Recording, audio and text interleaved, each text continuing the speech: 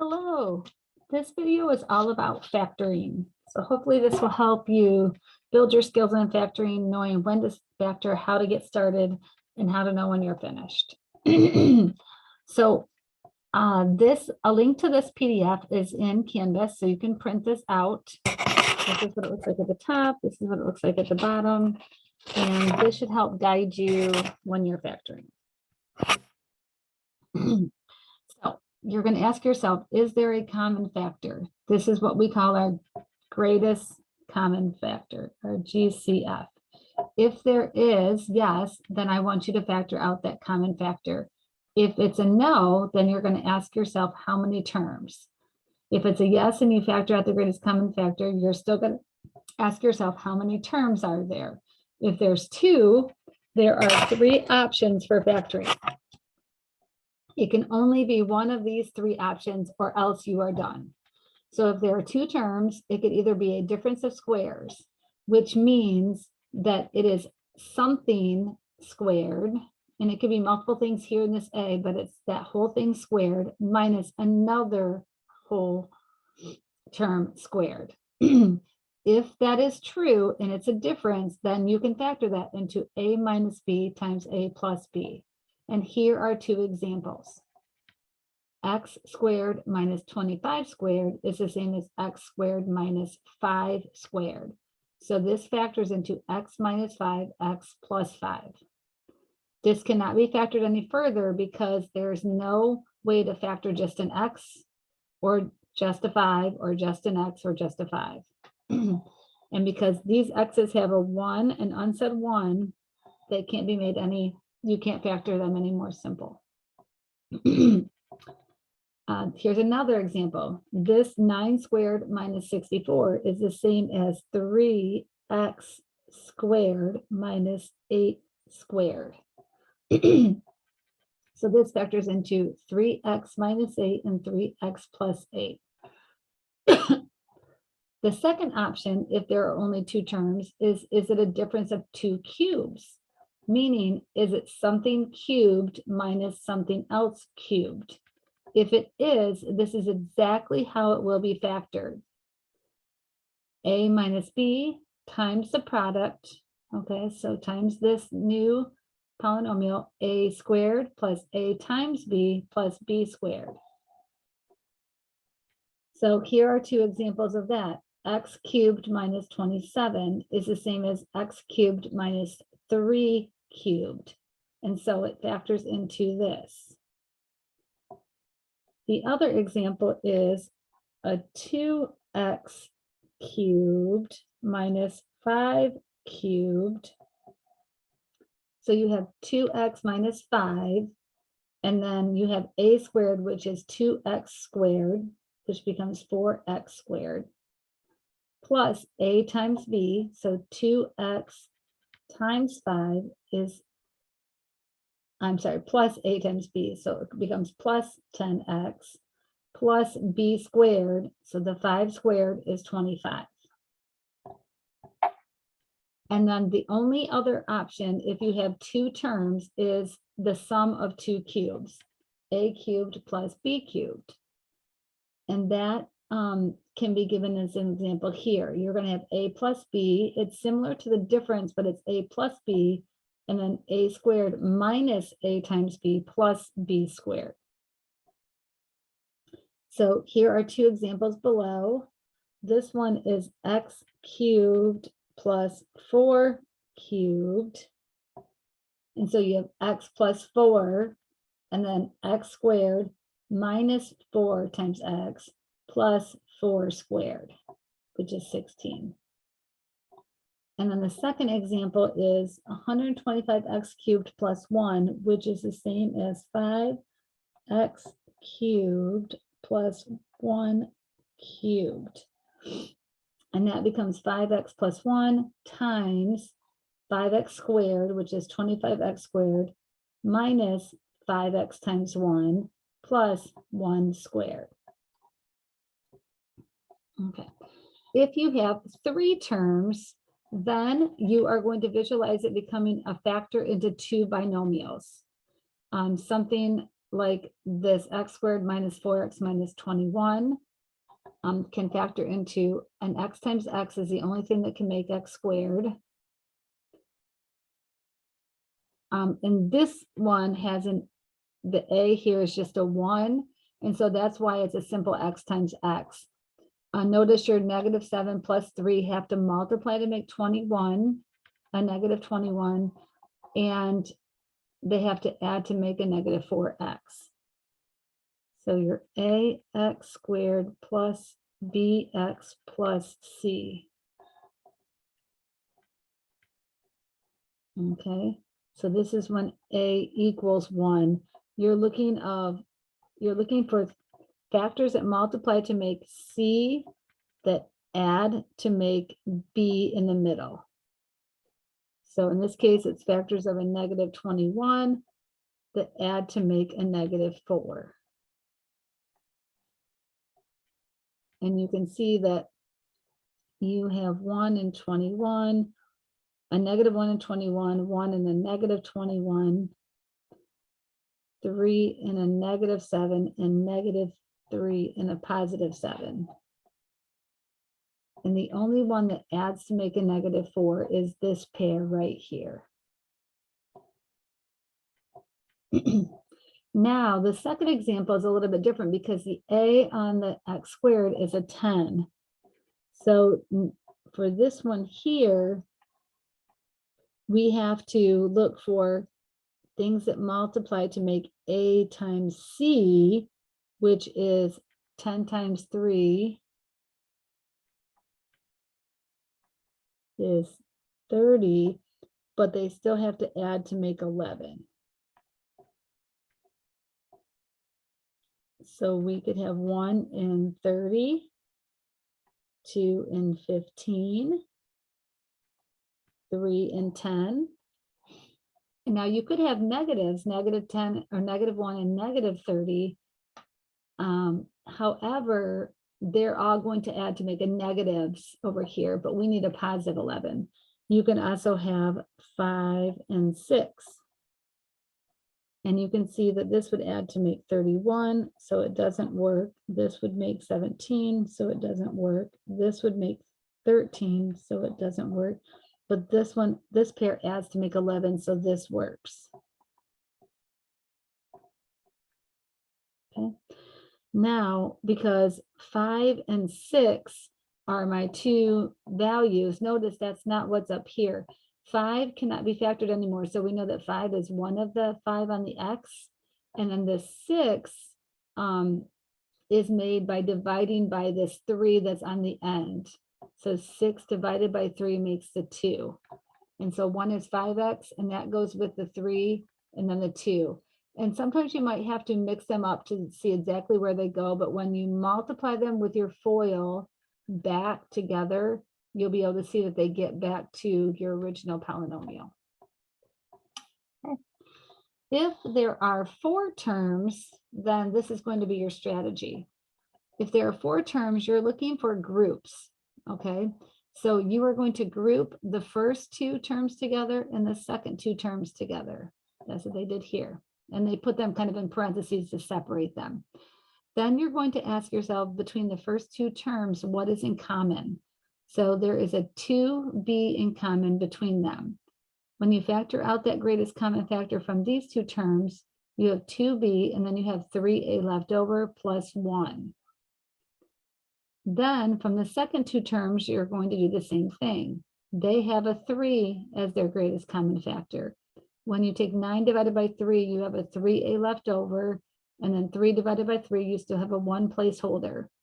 Notice that now you have a 3a plus 1 in common. That is the piece that comes out, factors out in front.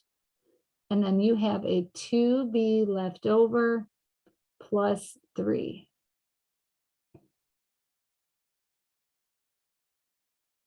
Okay.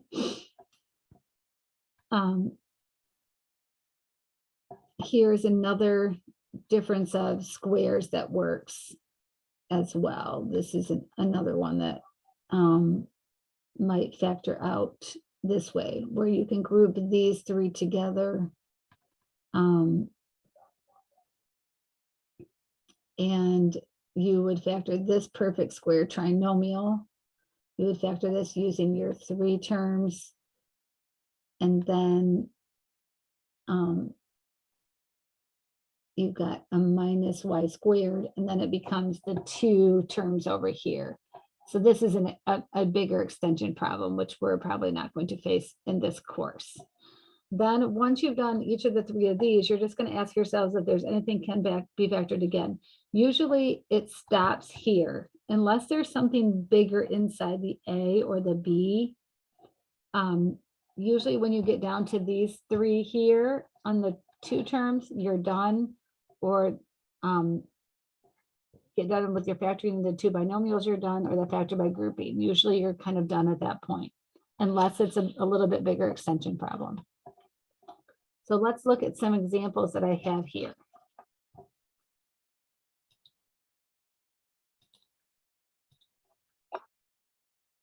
Okay, so we're going to look at some factoring problems, and you may have already practiced, printed this out, so you've got your problems already. If not, you can write them down as we go. So the first one I'm going to do here, we are going to go through the same steps every single time. I'm going to ask myself if there's a greatest common factor. And so is there anything that is in common that I could divide away from both of these terms here? 2x squared minus 18.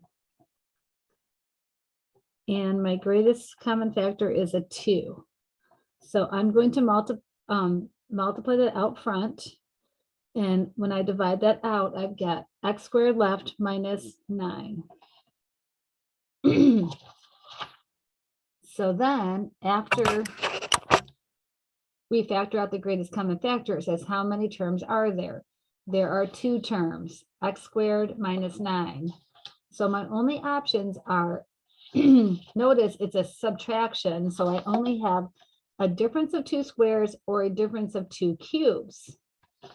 And because this is x squared, my only option is the difference of 2 squares. And so I'm going to see if I can write, I've got this as an x squared, and then I can write minus 9 can be written as a 3 squared. Now, if I could not write that as an integer, not a decimal, as an integer squared, then I know I can't factor it any further.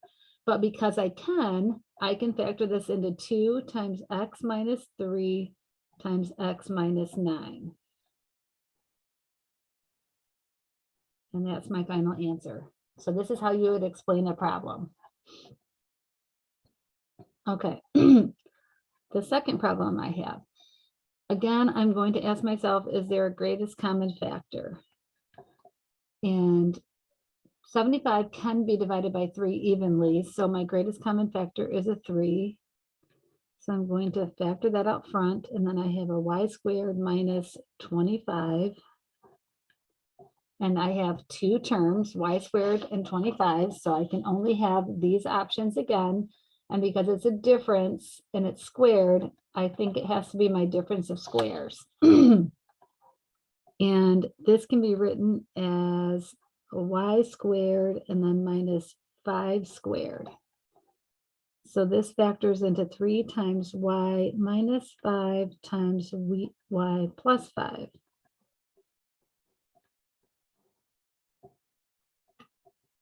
And I could have done the y plus 5 first. It doesn't matter because they can be flipped around. Okay, so my third problem, this definitely looks much bigger, but I'm looking for the big 3a and x minus y are all being multiplied. And then 7 times b times x minus y are all being multiplied. So this is a term minus this is a term. So I'm looking to see if they have a greatest common factor. Is there something that I can factor out of all of these 2 terms? And it looks like x minus y is my greatest common factor.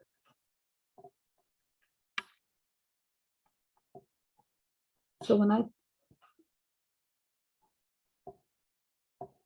factor out x minus y, I have 3a left over here minus 7b left over here. And then I'm done. And I know when I'm done because each of my variables, they should have a 1 as their unsaid exponent, and that lets you know that there's really not a possibility of factoring any further. So let's see if we can do that on the next one. We're looking for the greatest common factor between this term and this term here. So it looks like 10 and 15 have a common factor of 5. And then I have x cubed and x squared. So they both have at least an x squared. And they both share the 2x minus 3y. So all of that is my greatest common factor that I can write out front. 5x squared times 2x minus 3y. And then I divide 10 divided by 5. I have a 2 left. And I pulled x squared out of x cubed, so I have an x left. And then all of the 2x minus 3y. And then on this term, 15 divided by 5 is a 3. And the entire x squared divided out, and so did the 2x minus 3y. So I'm all done.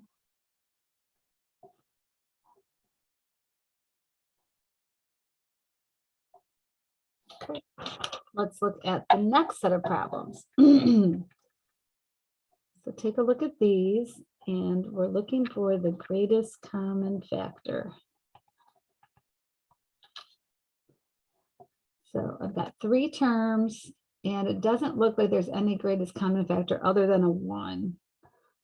And because it says how many terms are there, there's 3 terms. So my only option is my situation in the middle here.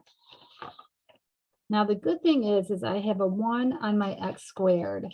So it should keep it to my basic factoring of this times this. X and x will multiply to make the x squared. And then I'm looking for numbers that multiply to make 12, but they add to make a -7 in the middle, because this is my ax squared plus bx plus c. So this is my c and my b.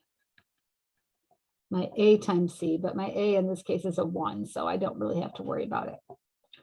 So let's write down all of our factors of 12 that make a -7 when you add them. Okay. So 2 numbers that multiply to make a negative that add, or multiply to make a positive that add to make a negative. So we'd have to do 2 negatives. 2 negatives multiply to make positive 12. They add to make a -13. So that's not the pair. We have a -2 and a -6, a -3 and a -4 are the only factors. These add to make a -8, so they don't work. Here's my magic pair. They add to make a -7. And we can put them in either spot. It will not matter in this case.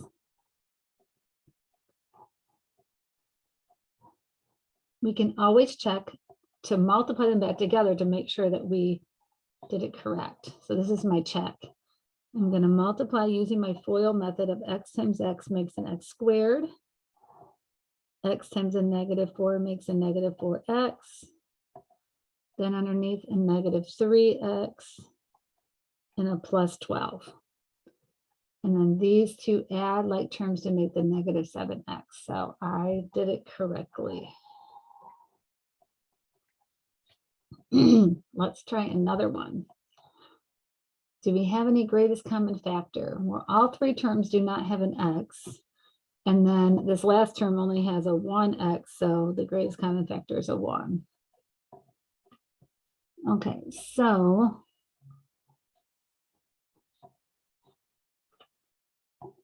I am back to my flow chart with 3 terms here. So I can hopefully factor into 2 binomials. And again, my a on my x squared, up here it was out in front, here it's at the end, but it's a 1 still. So I should still have an x and an x multiplying to make the x squared. which makes it nice because then I'm again looking for factors of 12, but they have to add to a positive 8. So this time, instead of all negative factors like we had up here for 12, we're looking for all the positives. So we have 1 and 12, 2 and 6, 3 and 4. And when they add to make 8, we get 13. So that's out 8. There's my pair. So we can just put them in either order, 2 and 6.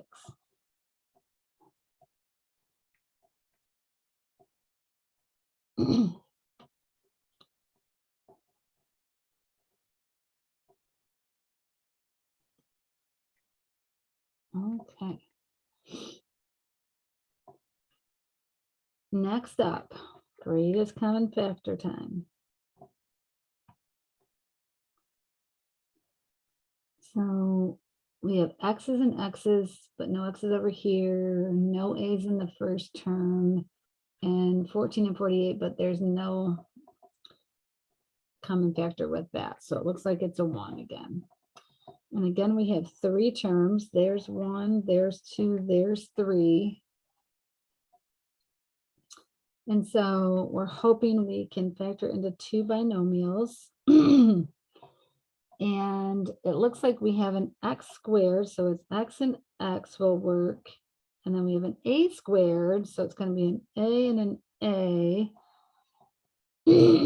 And then we're looking for factors of 14, and we, oh no, factors of 48. Misspoke. We need them to add to 14. So numbers that multiply to 48 that add to 14. So we could start with 1 and 48, 2 and 24, 3 and 16. And if we started adding these, you're going to see that they're pretty big. They're getting smaller, but these are not it. We need 14. We're getting smaller. We just got down to 19. So let's see, 4 and 12, that's 16. That still doesn't work.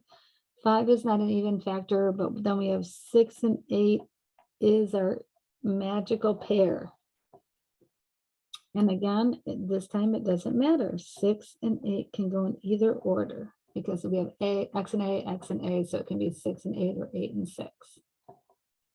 Again, you can always check by multiplying back to make sure that you get your original polynomial.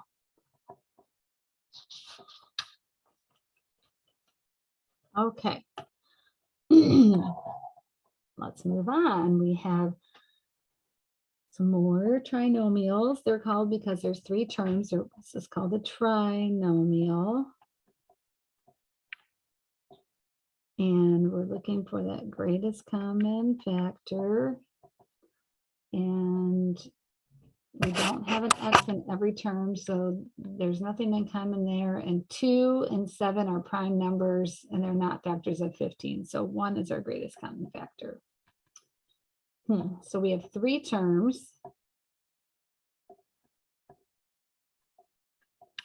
And because there's 3 terms, it could only be possibilities of 2 binomials.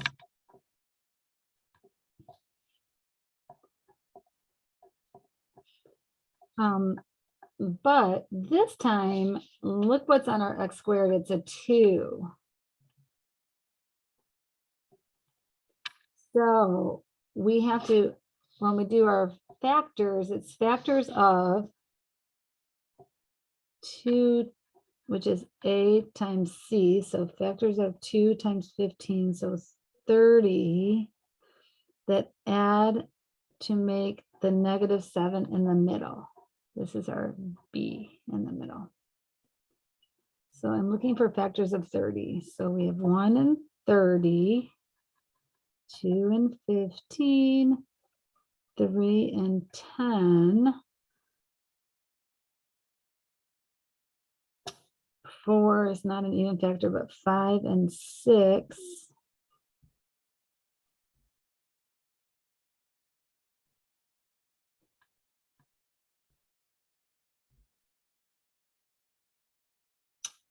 So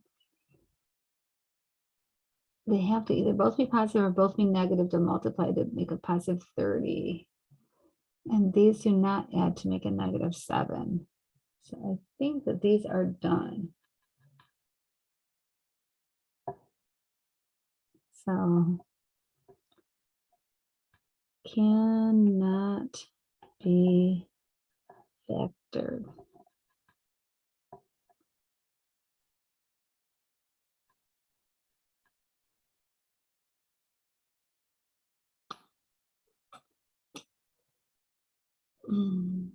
Nope, unless I copied that wrong, but I don't think so from what I wanted. Okay, and sometimes it happens, it can't be factored. So let's look for our greatest common factor here. So we've got x's and y's, but not in every term. 3 and 11 are both prime numbers and they're not factors of 4. So our greatest common factor is a 1. And we have 3 terms, so 3 trinomials. So we're trying to do something like this. Okay. And we know we have some kind of an x and then a y and a y. But we have our a is a 4 here and our c is a negative 3. So we need to multiply 4 times a negative 3. So we're looking for factors of a negative 12 that add to make this negative 11 here.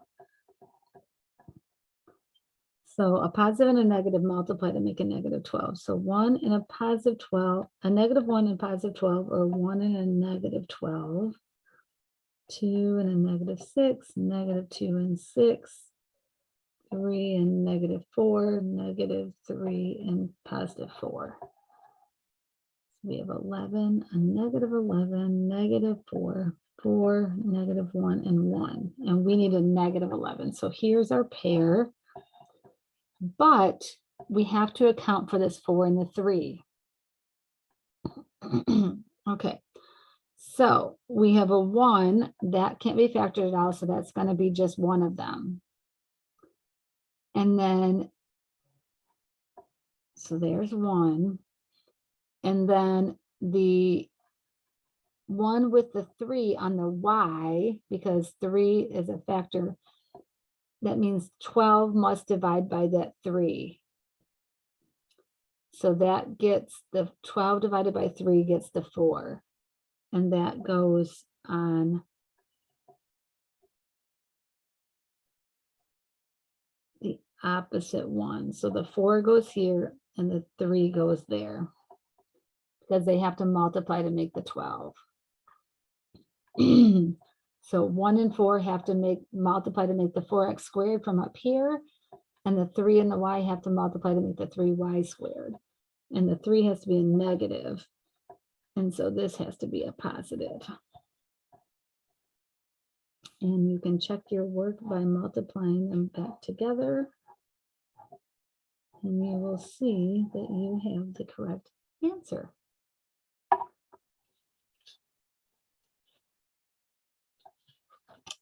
You're doing great. Our last type of problem is for when we have grouping, our factoring by grouping. So we are going to always ask our greatest common factor, but when we have 4 terms, it's kind of hard to come up with something with greatest common factor other than 1. So you can see that 5 and 3 are prime numbers. They're not factors of the same in anything. There's not x's in both, and there's not a's in both, and there's not y's in both. So the greatest common factor is a 1. So let's group them. I'm just going to put parentheses around the first 2 and parentheses around the second 2. So I'm going to pull out my greatest common factor between the first 2, which is a 5y squared. And when I pull out that 5y squared, I have an x left over. And then all of the 5y squared came out here, but we have to have a placeholder. So we're going to put a +1. And then my original plus comes down here. And then my greatest common factor between these two terms is a 3a. And it looks like I have an x left over and the 3a came out, so I have a placeholder of a +1. And notice whatever you have left over in the first is what you should have left over in the second when you're doing the grouping, or else the grouping method doesn't work. So now you're asking yourselves from the big set of terms, what is in common? And we can see that it's the x plus 1 that's in common. And then what's left over is the 5y squared plus 3a.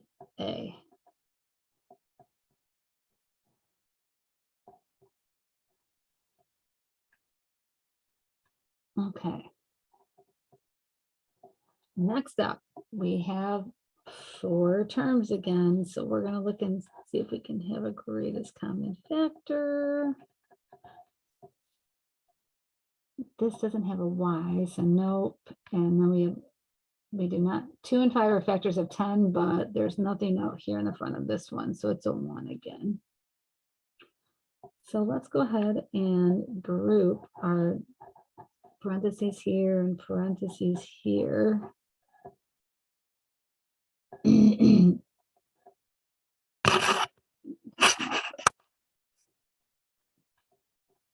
So what's in common, it looks like, is the x cubed. And we have y cubed plus 2 left over. And then the second two, what do we have in common? They both have a common factor of 5 and an x squared. And then it looks like when we pull out the 5x squared, we have y cubed left. And remember, we should have the same thing left over. We had a y cubed plus 2. And so far we have a y cubed. And then when we 10 divided by 5 is the plus 2. So y cubed plus 2 comes out front. And then we have left over the x cubed plus 5x squared.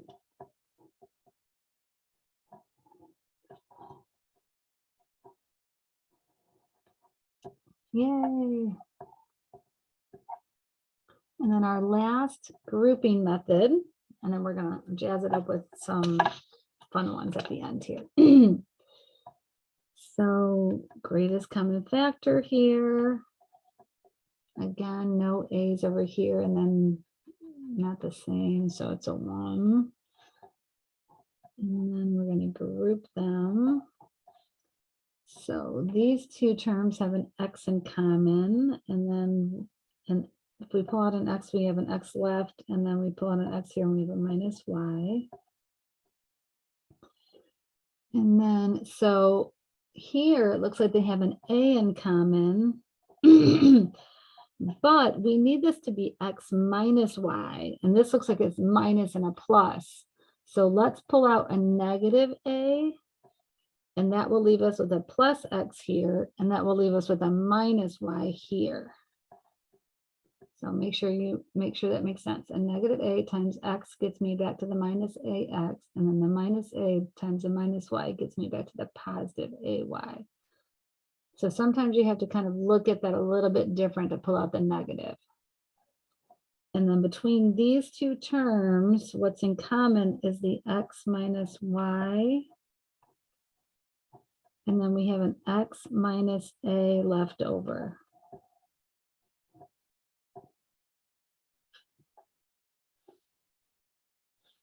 You're doing great.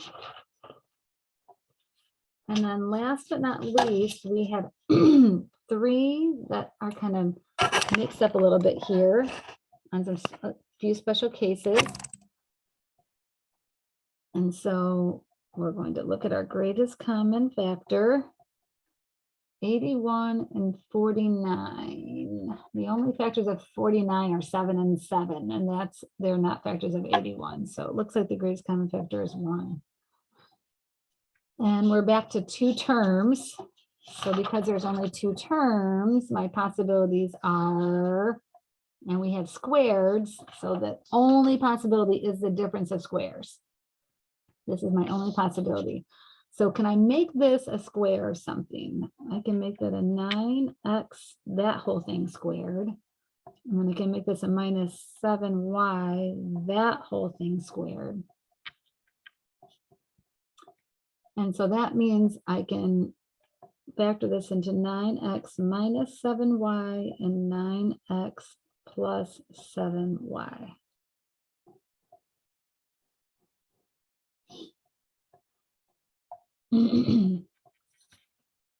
Okay.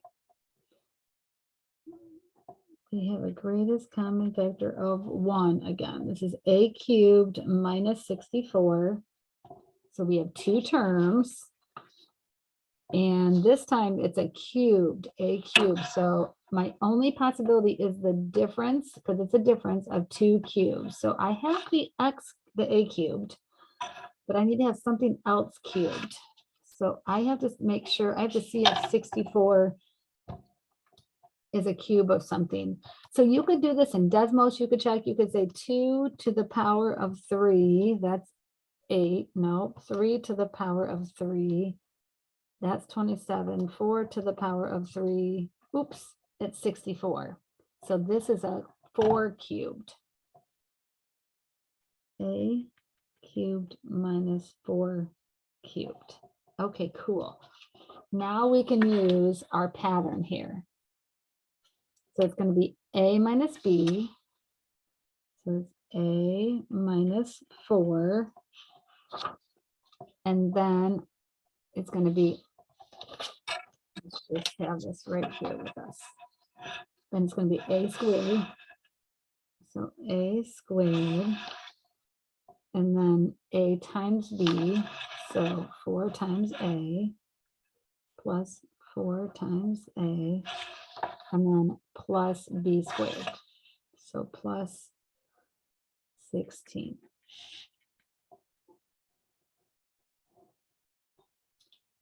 And once we have factored a difference of cubes, we cannot factor any further. So we are done.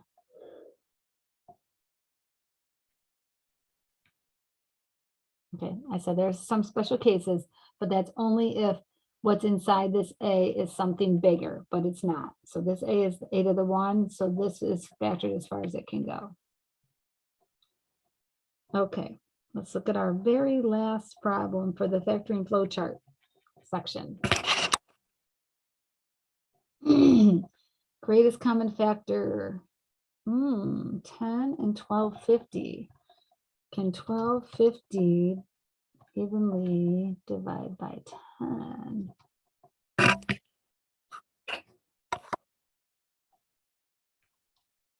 We can, 125. So we can factor out a 10. Greatest common factor is 10. So 10, and then we have r cubed plus 125. Okay, so we have two terms, and it's a cube. So we know it's not a difference of squares, and it's an adding. So we know it's not a difference of cubes because it's an adding. It could be a sum of 2 cubes. So I think it's maybe this one. So we have an r cubed. So r cubed, and then I'm trying to find to see if this is something cubed. Well, we know it's not 2, 3, or 4 cubed. Could it be 5 cubed? It is 125. So it's 5 cubed. So we can use our special case, a plus b.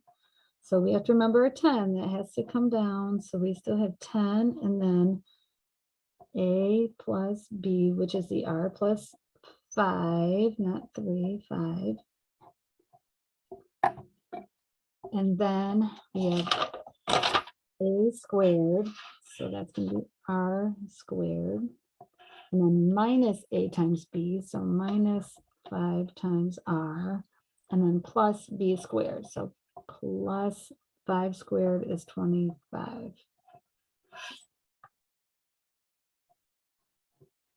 We did it. You did it. Congratulations. So just keep at it. Factoring is something that is a skill that you have to keep practicing. It's not something that just comes to most people. So give yourself some grace and just keep at it. And catch me back for a new one.